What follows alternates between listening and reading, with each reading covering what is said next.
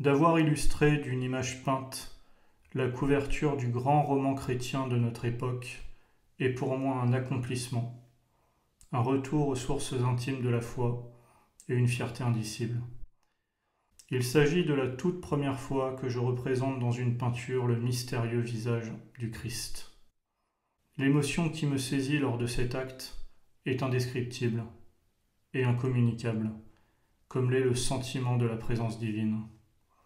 L'absolue rencontre de Frédérica Abbate raconte, par une pluralité de voix et de monologues intérieurs de témoins, l'avènement du Fils de Dieu dans notre monde parmi les hommes et l'accomplissement de son message par la fusion sacrée de l'esprit et de la chair.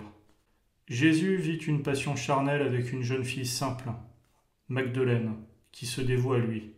Elle devient celle par qui la nouvelle alliance prend corps et advient.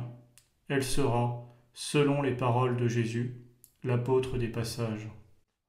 J'ai parlé d'un livre chrétien, mais d'un christianisme primitif, empreint de paganisme, ancré dans la nature et dans le cosmos. Ce n'est pas l'œuvre d'un écrivain catholique comme Blois, Bataille ou Bernanos.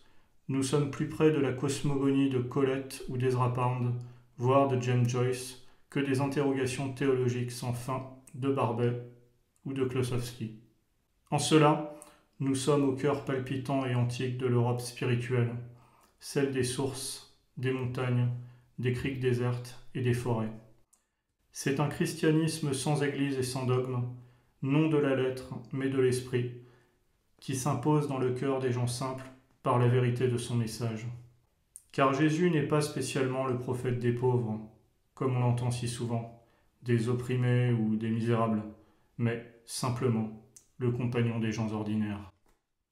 Ce sont les petites gens, les braves gens, les humbles, les travailleurs impénitents et modestes, qui se pressent pour l'écouter, le voir, le toucher, lorsqu'il vient à leur rencontre. Il y a Magdeleine, puéricultrice, jeune fille simple et pleine de bon sens, qui n'a de passion dans l'existence que de s'occuper des nouveau-nés. Nous n'avons pas affaire à un nouveau Jésus, mais à Jésus, tel qu'en lui-même. Il n'apporte pas un nouveau message, mais éclaire et transmet celui qui, de toute éternité, fait advenir la vérité intrinsèque de chaque être. Comme dans les évangiles, il ne prescrit rien, ne psalmodie pas, ne s'adresse pas au peuple, ne porte pas de message politique, ne s'exprime que par des images et par des paraboles, et entreprend ses fidèles de la manière qui leur est propre à chacun. Il ne parle qu'à des individus et à leur vérité intime, et sa rencontre leur révèle la mission secrète, unique, qui leur est désignée par Dieu. En accomplissant la loi, il défait toutes les lois, et ainsi il peut faire des miracles. Miracles au premier rang desquels il abolit la séparation entre l'âme et le corps. Avec Jésus, il n'y a pas de prédestination, il n'y a pas de paradis ni d'enfer, de commandement ni d'interdit. Chacun peut être sauvé et œuvrer à être libre. Le destin des hommes n'est plus écrit à l'avance, il n'y a plus de loi du Père, ni même de nom du Père.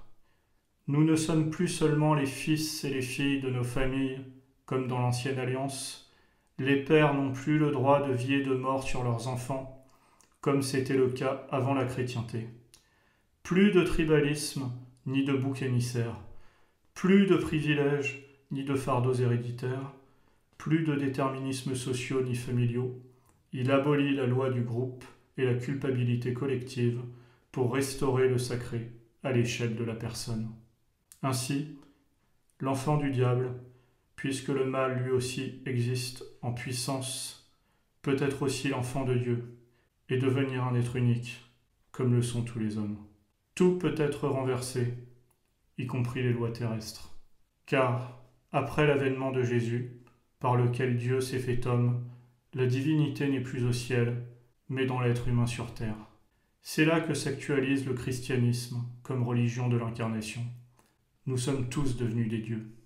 Si l'Église catholique a désenchanté le monde en arrachant les liens mystiques de la nature et de l'homme pour remiser le sacré derrière l'autel, le retour de Jésus restitue à l'homme le fondement de sa divinité. Et c'est pourquoi l'absolue rencontre est, non par transgression, mais par pure et belle dévotion, un livre profondément érotique. Car si l'homme-dieu devient pleinement divin, c'est en puisant dans la chair sa part d'humanité. Aussi, c'est en faisant l'amour passionnellement avec une femme que Dieu accède pleinement à la divinité. Et c'est en embrassant pleinement la parole de Jésus, qui la pénètre de son verbe, que Magdeleine devient elle-même intégralement humaine, c'est-à-dire d'essence divine. Enfin, c'est lorsque Dieu se fait homme que l'être humain se divinise. Et c'est la dignité intangible de la vie humaine qui apparaît dans toute sa beauté. C'est uniquement sur le fondement de la sacralité de la vie, principe révolutionnaire, qu'une véritable éthique du commun peut être élaborée, par la fraternité réelle entre les hommes, dans l'amour de Dieu, accompli par le Christ. Le véritable amour du prochain, qui ne s'exerce que près de soi ou par-devers soi. Voilà le prix du retour de Jésus et la portée infinie de ce livre, dont je suis extrêmement fier d'avoir réalisé la couverture. Un livre court et essentiel, dont chacune des phrases exalte la sensualité, l'amour, la vérité et la vie. L'absolue rencontre de Frédérica Abbate, paru en mai 2025 aux éditions Douro. Vous pouvez le commander en librairie, sur les plateformes de vente et sur le site de la maison d'édition. Le lien se trouve dans la description. Je vous remercie de m'avoir écouté. Si cet audio vous a plu, n'hésitez pas à me laisser un pouce bleu, un commentaire ou à vous abonner à ma chaîne pour aider au référencement. Si vous voulez soutenir mon travail, vous pouvez vous rendre dans ma boutique sur www.nicolaslebeau.com ou acquérir mon dernier livre, Une jeunesse d'Europe, disponible sur Amazon ou sur le site des éditions de la Reine Rouge. Les liens se trouvent également dans la description. Encore merci pour votre écoute et à bientôt.